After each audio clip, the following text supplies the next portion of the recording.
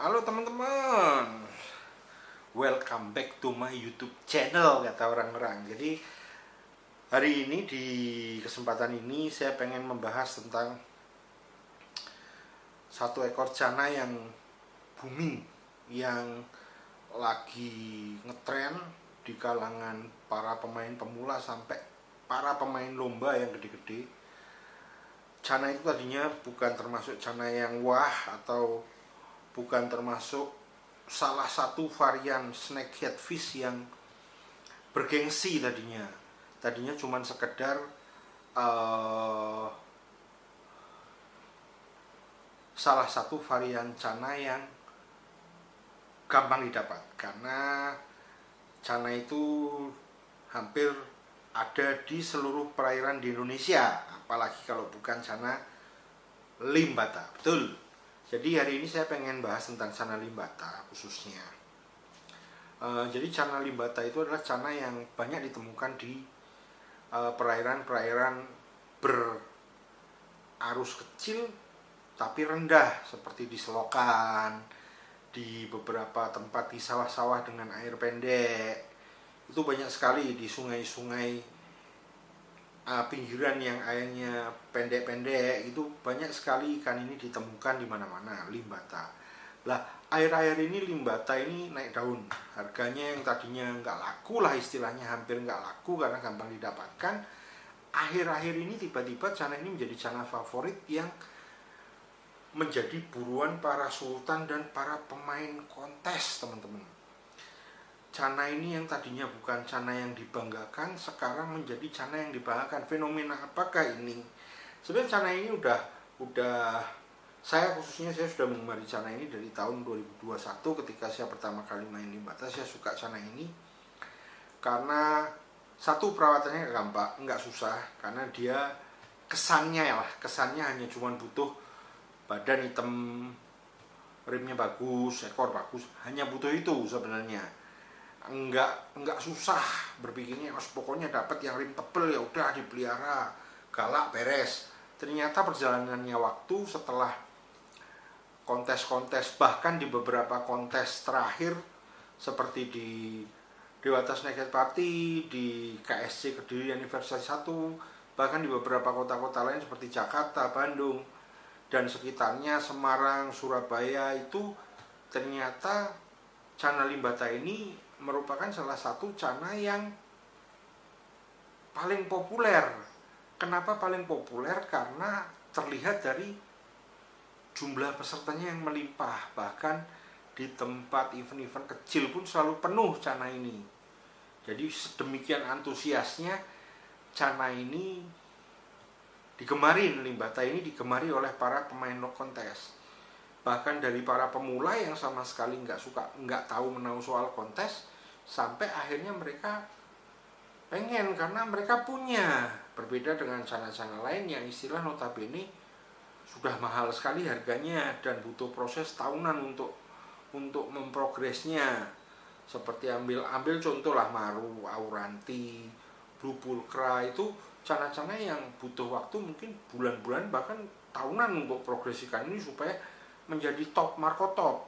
Beda dengan limbata. Sekarang limbata bahkan beberapa temen itu ada yang habis dapat dari sungai, dipelihara, bahkan 3 hari kemudian dipakai kontes sudah bisa juara. Apakah sesimpel itu? Ternyata enggak. Jadi beberapa orang melakukan hal itu, tapi beberapa orang lagi melakukan progres sama seperti saya. Dan yang jadi kuncinya, progres cana limbata itu bagaimana? Apa sih tips and triknya untuk memilih supaya limbata yang kita punya, kita pelihara itu bisa tampil di kontes, bahkan bisa podium dan bahkan bisa menjadi juara, atau terlebih lagi bisa merajai sebagai Grand Champions. Jadi Grand Champions itu peringkat tertinggi di sebuah kontes. Biasanya cana limbata itu ada di kelas dwarf. Jadi dwarf itu seperti Auranti, Pulchra, limbata, cana-cana yang memang size-nya dianggap dwarf, kecil, tidak terlalu besar.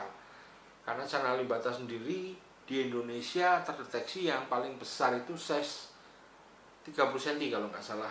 Itu sudah yang paling besar, bahkan susah sekali dicari yang size lebih dari 22. Jadi rata-rata 20 ke bawah.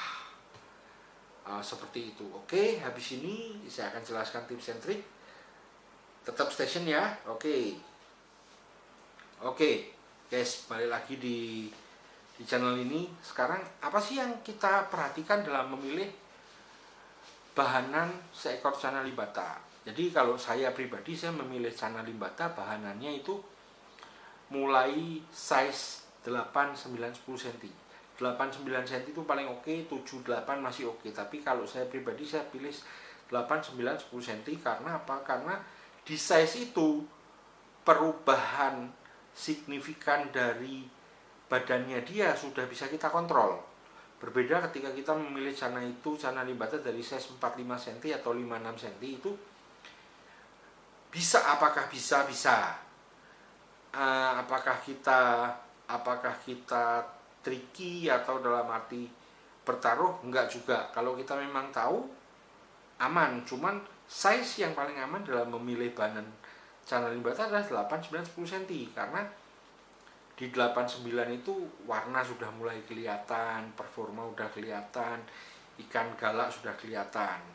Jadi yang pertama yang saya lakukan ketika saya memilih Channa limbata adalah, yang paling penting adalah rimnya tebal. Karena salah satu poin yang paling tinggi dari Channa limbata di dalam dunia kontes, atau salah satu kebanggaan orang memiliki Channa limbata adalah di rimnya. Baik itu rim dorsal, fin atas, fin bawah, ataupun di ekor. Jadi banyak orang yang memilih seperti ini. Wah, saya pilih, wah ini rimnya tebal. Tapi ternyata ketika sudah dipilih, mereka nyesel karena wah tuh ternyata rimnya ekor tipis. Karena rim ekor juga masuk dalam penilaian. Jadi intinya kita harus memilih ikan yang balance. Mungkin kalau di dalam dunia limbata nggak ada istilah simet non simet, cuman ada istilahnya balance atau non balance. Jadi antara rim atas, rim ekor, dan rim bawah itu balance. Ketebalannya tidak berbeda jauh dan simetris. Jadi misalkan atasnya tebal, bawahnya juga tebal, ekornya lebih tebal. Jadi seperti itu. Itu yang paling penting sekali. Ketebalan ekor, fin atas dan fin bawah. Setelah itu yang kedua yang kita perhatikan adalah mental. Jadi kalau kita pilih ikannya ombyok sih kita belum tahu mentalnya. Kita beli di bahanan yang ombyok, kita belum tahu mentalnya. Makanya kalau kita beli bahanan ombyok pasti harganya juga agak murah. Walaupun dia rim tebel-tebel, tapi pasti harganya masih miring lah daripada ketika dia sudah single tank, udah sendiri, udah kelihatan. Nah, kalau ketika kita memilih ikan limbata itu, yang paling penting yang kedua adalah mentalnya. Gimana mentalnya? Apakah ikannya dikasih kaca itu dia mau flaring, atau ikannya kalau dideketin oleh manusia dikasih tangan mau flaring atau mau ngejar tangan, atau dia malah menuju ke belakang deker, takut gitu. Nah, kalau saya yang kedua kali dalam memilih Channa limbata, yang paling penting adalah mental dulu. Setelah rim saya milih mental, karena mental itu poinnya tinggi sekali di dunia kontes. Jadi kalau kita punya ikan yang mentalnya jelek, ketika dibawa ke kontes, otomatis karena mentalnya jelek, dia adaptasinya otomatis jelek. Dia nggak bangun, poin kita satu semua. Kita akan rugi di uang pembayaran. Mungkin kalau uang pembayaran kita nggak rugi, kita rugi waktu, kita nyesel karena kita nggak mendapat nilai yang sempurna, nilai yang seharusnya kita miliki. Mungkin ikan kita seharusnya poinnya tinggi, tapi karena dia mentalnya jelek, dia neker, dia di pojok, malah tidur ketika penjurian, poin semua dinilai 1. Ataupun kalau dia sempat bangun setelah setelah beberapa kali interaksi, mungkin dia dapat adaptasi cuma 5 dan nilai lainnya berkurang akhirnya, jadi kurang maksimal lah. Jadi yang kedua yang saya perhatikan adalah mental. Cari mental yang barbar, yang galak. Makanya kenapa banyak orang yang nyari ikan limbata mangap begitu langsung mahal. Jadi ya intinya mental. Kalau sudah limbata sampai mangap itu berarti mentalnya sudah nggak diragukan. Tapi balik lagi seperti saya ngomong, yang pertama adalah rim, karena kita punya limbata mangap kalau rimnya tipis juga nggak pakai di dunia kontes. Oke, itu yang kedua. Yang ketiga yang saya perhatikan adalah warna badan. Warna badan juga warna rim. Bukan warna rim sebenarnya. Kita bahas warna badan dulu deh. Oke, yang ketiga yang saya perhatikan selalu warna badan. Jadi semakin gelap ikan warnanya, semakin hitam warna badannya ikan limbata, poin warnanya di kontes akan semakin tinggi. Semakin sempurna, kalau bisa hitam pekat, dia akan semakin sempurna. Apakah itu bisa dibuat? Ada yang bisa, ada yang enggak. Apakah bisa diakalin? Ada yang bisa, ada yang enggak. Tapi kita nggak pernah tahu sebelum kita mengerjakan atau mencoba untuk memprogresnya. Intinya seperti itu. Warna badan semakin hitam semakin bagus. Oke, yang keempat yang kita perhatikan, tapi biasanya ikan ini di tempat ikan-ikan yang jadi atau ikan-ikan yang sudah berumur, itu adalah gradasi warna antara badan, fin atas, fin bawah, fin ekor dengan rim. Jadi yang sempurna adalah ketika kita punya ikan badannya hitam, fin atas, fin bawahnya warnanya biru sampai ekornya dan rimnya merah.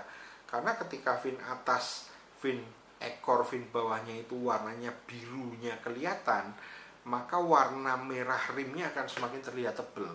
Mungkin seandainya sebenarnya rimnya cuma 20%, tapi dengan adanya warna biru yang kelihatan itu, biasanya mereka akan terlihat seperti 30%. Jadi akan semakin menebalkan kualitas dari rim limbata itu sendiri. Oke, saya rasa hari ini itu aja yang mau saya bahas. Yang pertama adalah ketika kita memilih limbata adalah yang pertama adalah mental, rimnya dulu. Rim yang kita perhatikan adalah ekor, fin atas, dan fin bawah. Yang kedua adalah mental. Bagaimana mental ikannya? Bagaimana kalau dia didekatin orang? Bagaimana kalau dia misalkan ombyok pun dia mau mendominasi dari rekan-rekannya? Yang kedua mental. Yang ketiga adalah warna badan. Warna badan yang hitam. Semakin gelap semakin bagus. Mungkin susah cari yang hitam pekat, tapi semakin gelap semakin bagus. Yang keempat, yang terakhir adalah warna dari gradasi dorsal, fin bawah, fin ekor, fin atas atau dorsal itu. Ya dari situlah kita bisa menentukan, memilih kualitas ikan kita nantinya sebelum kita masuk memprogresnya. Oke, nanti di pertemuan berikutnya kita akan bahas mengenai bagaimana sih cara memprogres ikan limbata yang sudah kita pilih itu, supaya dari ikan yang pilihan kita yang sudah bagus menjadi ikan yang sangat bagus. Oke, lanjut di video berikutnya. Oke, thank you.